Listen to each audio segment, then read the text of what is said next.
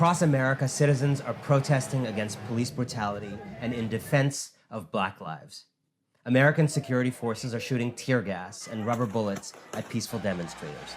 Some citizens are looting, and some are setting fires to police cars, buildings, and racist monuments. President Trump has threatened to order in the military and declared war on United States citizens. I will quickly solve the problem. Making plain what many have sensed but have been cautious about stating ever since he launched his white supremacist presidential campaign, that Donald Trump is a fascist. As the protest and unrest spread into every state in the Union, an extraordinary thing occurred. White people from across the nation began to tune into a wavelength that apparently only they could hear, tapping into proprietary information about what the Reverend Dr. Martin Luther King Jr. would have thought had he been alive. They explained that the late, great civil rights leader would be shaking his head at how the protests were unfolding. Some even king-splained King to a Black man surnamed King, Martin Luther King III, son of the departed Reverend. But here's the thing. Martin Luther King Jr. has taken no position on these protests, not least because white folks got so tired of his positions that they killed him. What these claimants to King's legacy are invoking isn't the actual man, Dr. King. It is a trademarked, whitewashed, sanitized, comfortable, fuzzy, meme-ready reduction of the real man and his ideas. MLK TM. We need to talk about MLK TM right now, because it's not just a harmless, toothless version of the real thing. MLK TM has become one of the crucial weapons in defense of the structural racism that Dr. King fought so hard to overthrow. Let me explain. Dr. King was born in 1929, but MLK TM was born in 1983, when Ronald Reagan signed a bill declaring Martin Luther King Jr. Day a national holiday. Now, our nation has decided to honor Dr. Martin Luther King Jr. by setting aside a day each year to remember him and the just cause he stood for. As Denise Bodsdorf and Stephen Goldswig argue in an essay, Reagan signed it to perform support for African Americans while he was rolling back the government programs intended to help them put in place by a previous president, Lyndon B. Johnson. MLK-TM was political cover for sabotaging the legislative legacy Dr. King helped establish. Reagan cherry-picked quotes from Dr. King to hype his brand of austerity.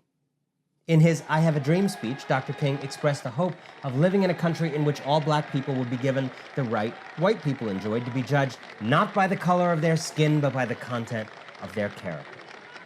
Reagan and other conservatives used this line to dismantle social policies and affirmative action programs designed to redress systemic injustices. How? Because if we're judging by the content of your character, we don't need policies to correct injustices done on the basis of your color, which, according to MLK-TM, no longer matters. The effort worked. Before Reagan came to power, the Black poverty rate was double the white poverty rate. By the end of his tenure, it was triple.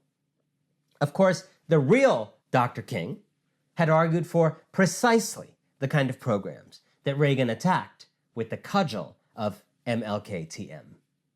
Dr. King said, "A society that has done something special against the Negro for hundreds of years must now do something special for the Negro." What Dr. King thought the government should do for African Americans is clear in many of his writings. But conservatives and even some liberals continue to construct the MLK-TM, who cared more about character than about race. MLK-TM soon became a mascot against critiques of structural racism, to argue that King wouldn't have wanted things he clearly said he wanted.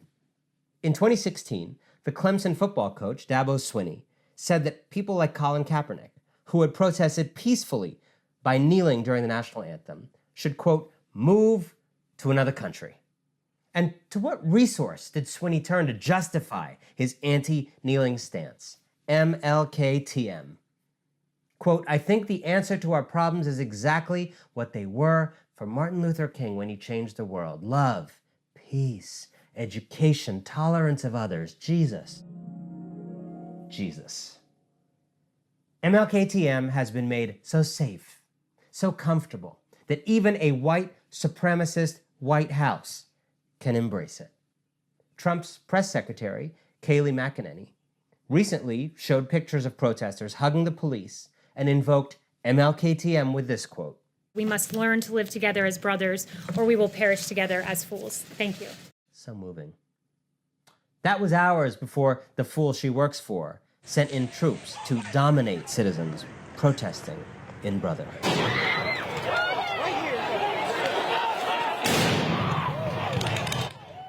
MLKTM is so ubiquitous in our culture that you can find it on the internet readily printed on mugs with quotes such as, "Hate cannot drive out hate. Only love can do that." But when you go MLKTM mug shopping, you notice some curious omissions. There are few, if any, mugs celebrating his anti-militarism. I could never again raise my voice against the violence of the oppressed in the ghettos without having first spoken clearly to the greatest purveyor of violence in the world today, my own government. Or his criticism of the white moderate.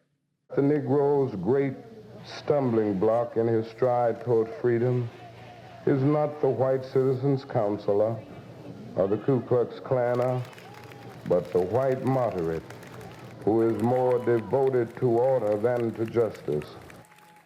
Or, more importantly, his views on rioting and the destruction of property. The Negroes in the ghetto, goaded and angered by discrimination and neglect, have for the most part deliberately avoided harming persons. They have destroyed property, but even in the grip of rage, the vast majority have vented their anger on inanimate things, not people. MLKTM cleanses the reputations of those most responsible for making black lives harder, thus enabling them. MLKTM gives white people a comfortable way of addressing racism that avoids the uncomfortable work of actually dismantling their privileges and immunities. MLKTM becomes a way to shame those who march precisely in the tradition of Dr. King. MLKTM is the status quo garbed in quotations about peace, love, and colorblindness. It is time to abandon it for the real writing and real thought of the Reverend Dr. Martin Luther King Jr., who would have been 91 years old today, and who I suspect, though I have no access to special wavelengths, only the full range of his writings, would have admired this great American uprising.